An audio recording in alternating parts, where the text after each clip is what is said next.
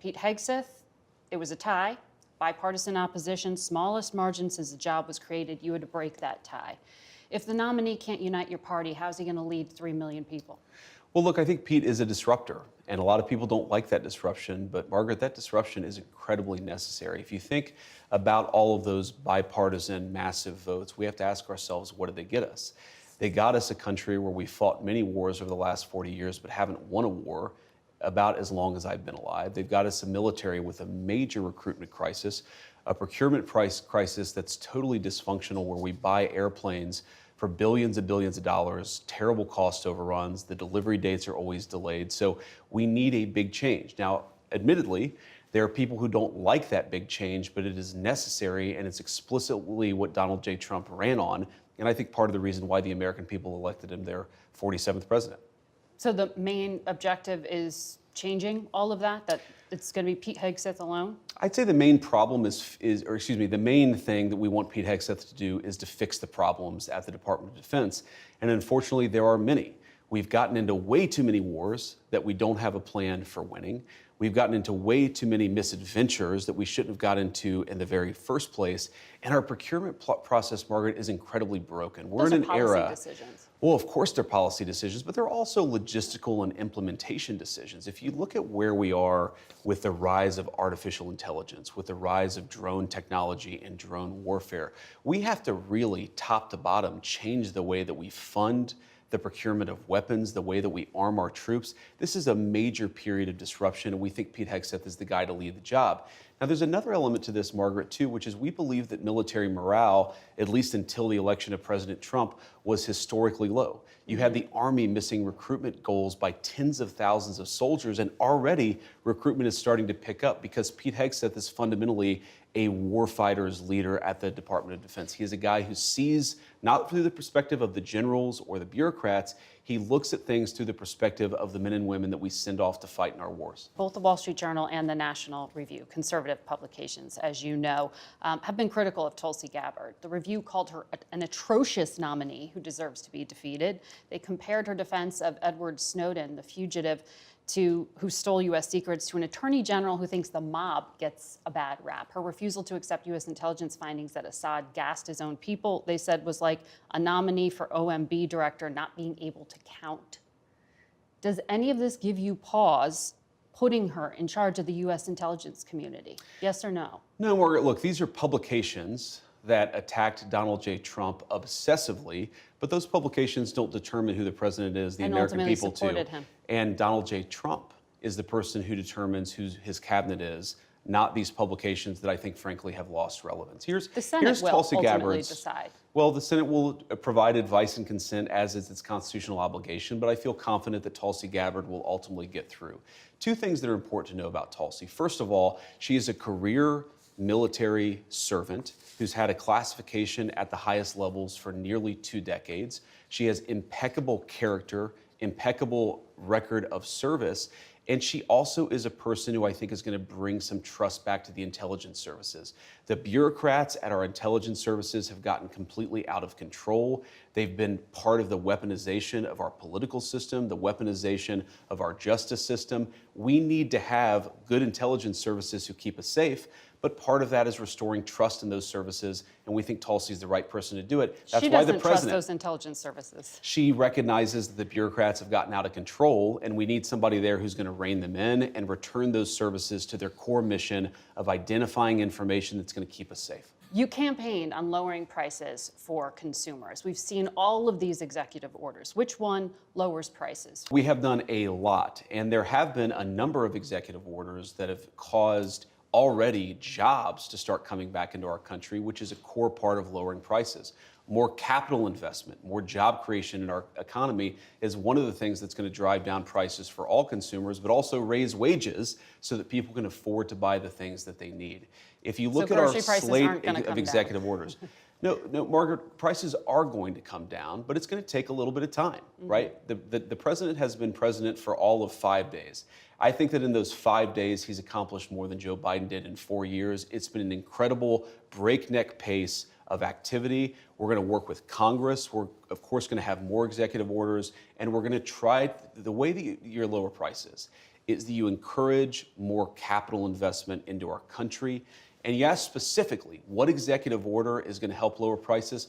All of the stuff that we've done on energy, to explore more energy reserves, to develop more energy resources in the United States of America. One of the main drivers of increased prices under the Biden administration is that we had a massive increase in energy prices. Donald Trump has already taken multiple executive actions that are going to lower energy prices, and I do believe that means consumers are going to see lower prices at the pump and at the grocery store, but it's going to take a little bit of time. Rome wasn't built in a day, and while we've done a whole lot, we can't undo all of the damage of Joe Biden's presidency in 4 days. Well, there are a lot of things that contributed to higher energy prices, and there was record oil and gas production. Yes, Joe Biden did many terrible things to lead to an increase in prices. I agree, Margaret. No, but all the things you experience at the grocery store are what people touch and feel. That's what you were talking about, bacon on the campaign trail. Of course, of course. Those things, when do consumers actually get to touch and feel a difference in their lives? Well, but Margaret, how does bacon get to the grocery store? It comes on trucks that are fueled by diesel fuel. If the diesel's way too expensive, the bacon's going to become more expensive. How do we grow the bacon?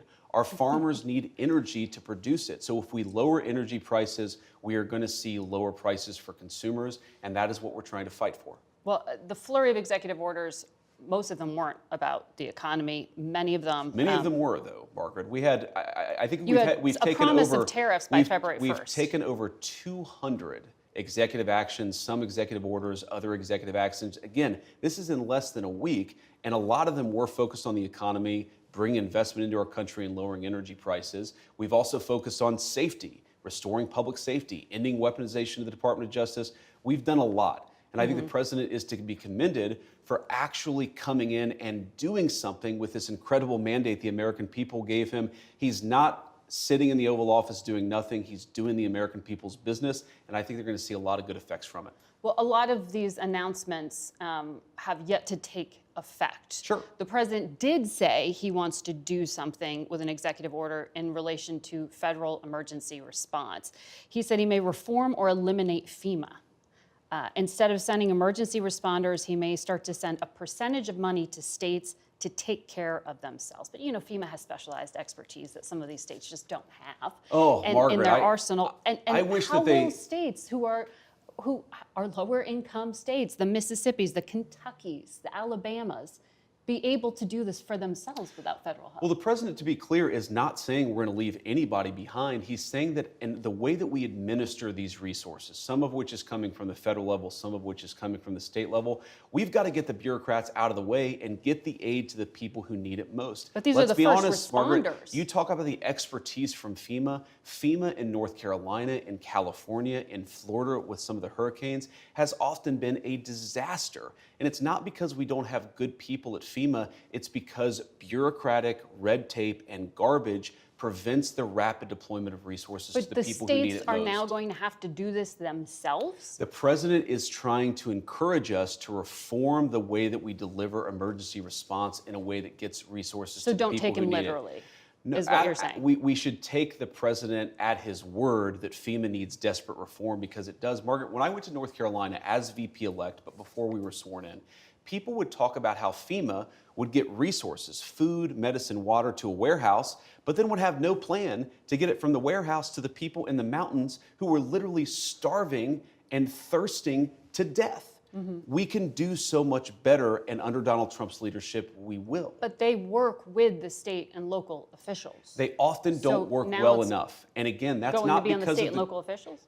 No, the FEMA management officials don't work well enough with the state and local officials to get resources to the people who need it. We should expect, and this is, I think, one of the fundamental premises of President Trump's leadership, the American people should expect more of their government. When there's a terrible disaster, they should expect food, medicine, and water to get to the people who need it. When there's a terrible fire in California, the fire hydrants ought to actually turn on. I am sick of the American people having such low expectations for their government. They should demand more of us, because this is the greatest country in the world, and that's what Donald Trump's leadership promises to bring back. So still count on the federal government, but watch that space. Let me ask you about another area that you campaigned on quite a lot, and there was a flurry of activity on, and that has to do with immigration. Sure. The U.S. Conference of Catholic Bishops this week condemned some of the executive orders signed by President Trump, specifically those allowing immigration and customs enforcement to enter churches and to enter schools. Do you personally support the idea of conducting a raid or enforcement action in a church service, at a school? Well, let me address this. Of course, if you have a person who is convicted of a violent crime, whether they're an illegal immigrant or a non-illegal immigrant, you have to go and get that person to protect the public safety. That's not unique to immigration. But let me just address this particular issue, Margaret, because as a practicing Catholic, I was actually heartbroken by that statement. And I think that the U.S. Conference of Catholic Bishops needs to actually look in the mirror a little bit and recognize that when they receive over $100 million to help resettle illegal immigrants, are they worried about humanitarian concerns, or are they actually worried about their bottom line? We are going to enforce immigration law. We're going to protect the American people. Yeah. Donald Trump promised to do that, and I believe the U.S. Conference of Catholic Bishops, if they're worried about the humanitarian costs of immigration enforcement, let them talk about the children who have been sex trafficked because of the wide open border of Joe Biden. You personally let them talk support them about going into people like schools Laken and Riley churches. who were brutally murdered. I support us doing law enforcement against violent criminals, whether they're illegal immigrants or anybody else, in a way that keeps us safe. Let me ask this question, Margaret. Let's separate the immigration issue. If you had a violent murderer in a school, of course I want law enforcement to go and get that person out. Of course. So what's the point of the question? You changed the regulation this week. That's the point of the question. Exactly. Giving the authority Yes. to go into churches Exactly. and go into schools. We empowered law enforcement to enforce But the that law also everywhere has to a protect knock-on Americans. effect, a chilling effect, arguably, to people to not send their kids to school. I desperately hope it has a chilling in the effect on churches, illegal immigrants you think the coming U.S. into our Conference country. of Catholic Bishops are actively hiding criminals from I think the U.S. law Conference enforcement? of Catholic Bishops has frankly not been a good partner in common sense immigration enforcement that the American people voted for. And I hope, again, as a devout Catholic, that they'll do better. There are 5 legal challenges already to one of the other immigration actions, the order on birthright citizenship. A federal judge appointed by Ronald Reagan, I think you'd agree, has some conservative credentials, Sure. paused the order to end birthright citizenship, calling it blatantly unconstitutional. How do you reconcile this challenge to the 14th Amendment to the Constitution? So I obviously disagree with that judge, and these things, some of them will be litigated. That's the nature of our constitutional system. But here's the basic idea of President Trump's view on this. If you are a lawful permanent resident or a legal immigrant who plans to stay, your children, of course, should become American citizens. But let's say you're the child of an ambassador. You don't become... But that's not part of it. Well, that There's is already a carve-out an having to do important with kids of principle. diplomats. But we're saying that that carve-out should apply to anybody who doesn't plan to stay here. If you come here on vacation and you have a baby in an American hospital, that baby doesn't become an American citizen. If you're an illegal alien and you come here temporarily, hopefully, your child does not become an American citizen by virtue of just having been born on American soil. There's a very basic principle in American immigration law that if you want to become an American citizen, and you've done it the right way, and the American people in their collective wisdom have welcomed you into our national community, then you become a citizen. But temporary residents, people who come in here, whether legally or illegally, and don't plan to stay, their children shouldn't become American citizens. I don't know any country that does that or why we would be different. Well, this is a country founded by immigrants. Well, this is a country This is a founded unique by... country. This is a very unique country, and it was founded by some immigrants and some settlers, but just because we were founded by immigrants doesn't mean that 240 years later that we have to have the dumbest immigration policy in the world. No country says that temporary visitors, their children, will be given complete access to the benefits and blessings of American citizenship. America should actually look out for the interests of our citizens first, and that means, again, if you're here permanently and lawfully, your kid becomes an American citizen. If you're not here permanently, if you're not subject to the jurisdiction of the United States and don't plan to be, why would we make those people's children American citizens permanently? I want to ask you about refugee admissions, which were just suspended by the president. That has nothing to do with the U.S. border. Refugee screening takes 18 to 24 months to go through. They are heavily vetted. Left literally at the airport this week were thousands of Afghans some of whom had worked with the United States government and were promised to come here. When you talked to us in August, you said, I don't think we should abandon anybody who's been properly vetted and helped us. Do you stand by that? Well, Margaret, I don't agree that all these immigrants or all these refugees have been properly vetted. In fact, we know that there are cases of people who allegedly were properly vetted and then were literally planning terrorist attacks on our country. That happened during the campaign, if you may remember. So clearly not all of these foreign nationals but there are have been properly 30,000 vetted. people in the pipeline, Afghan refugees. But my primary Do you stand concern by it? as the vice president, Margaret, is to look after the American people. And now that So we no. know that we have vetting problems with a lot of these refugee programs, we absolutely cannot unleash thousands of unvetted people into our country. These It's people are not vetted. good. These people are vetted. Just like the guy who planned a terrorist attack in Oklahoma a few months ago, he was allegedly properly vetted, and many people in the media and the Democratic Party said that he was properly vetted. Clearly he wasn't. I don't want my children to share a neighborhood with people who are not properly vetted, and because I don't want it for my kids, I'm not going to force any other American citizens' kids to do that either. No, and that was a very particular case. It wasn't clear if he was radicalized when he got here or while he was living here. I don't really care, Margaret. I don't want that person in my country, and I think most Americans agree with me. 2 weeks ago, you were on Fox News, and you said, if you protested peacefully on January 6th and had Merrick Garland's Department of Justice treat you like a gang member, you should be pardoned. If you committed violence on that day, obviously you shouldn't be pardoned. Did you counsel the president against these blanket pardons for 1,500 people? Well, Margaret, I noticed including those who committed violence. Margaret, I noticed that you cut off the thing that I said immediately after that. The full quote is that, of course, there are gray areas.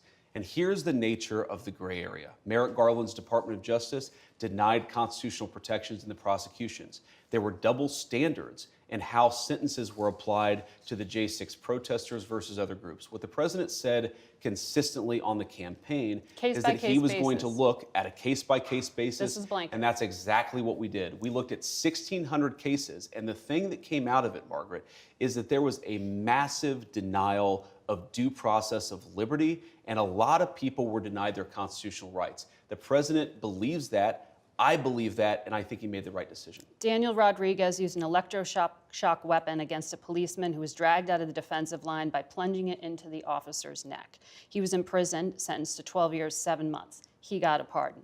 Ronald Maccabee hit a cop while wearing reinforced brass knuckle gloves, and he held one down on the ground as other rioters assailed the officer for over 20 seconds, causing a concussion. If you stand with law enforcement, how can you call these people unjustly imprisoned? Margaret, you're separating, there's an important issue here. There's what the people actually did on January the 6th, and we're not saying that everybody did everything perfectly. And then what did Merrick Garland's Department of Justice do in unjustly prosecuting well over 1,000 Americans in a way that was politically motivated? Is violence like that against a police officer ever justified? Violence against a police officer is not justified, but that doesn't mean that you should have Merrick Garland's weaponized Department of Justice expose you to incredibly unfair process, to denial of constitutional rights, and frankly, to a double standard that was not applied to many people, including, of course, the Black Lives Matter rioters who killed over 24 people and never had the weight of a weaponized Department of Justice come against them. The pardon power is not just for people who are angels or people who are perfect. And of course, we love our law enforcement and want people to be peaceful with everybody, but especially with our good cops. That's a separate issue from what Merrick Garland's Department of Justice did. We rectified a wrong, and I stand by it. I'm being told we're out of time, but I want to quickly ask you, the richest men in the world were at that Capitol on Inauguration Day. Heads of Amazon, Google, Mark Zuckerberg of Facebook. In August, you told us Google and Facebook are too big. We ought to take the Teddy Roosevelt approach. Break them up. Don't let them control what people are allowed to say. They've now donated to the Trump inauguration. Are you still going to break up big tech? So, you know who else was at the inauguration? Was my mom, and a lot of people who just supported the president and fought every single day to get his election. And they to make gave $1 million possible. each to the inauguration. Well, there were a lot of people who didn't give $1 million to the inauguration. They got pretty good seating. Who were on that stage, Margaret. They didn't have as good a seating as my mom and a lot of other people who were there to support us. But look, we believe fundamentally that big tech does have too much power, and there are two ways they can go about this. They can either respect Americans' constitutional rights, they can stop engaging in censorship, and if they don't, you can be absolutely sure that Donald Trump's leadership is not going to look too kindly on them. So they're still on notice. They're very much on notice.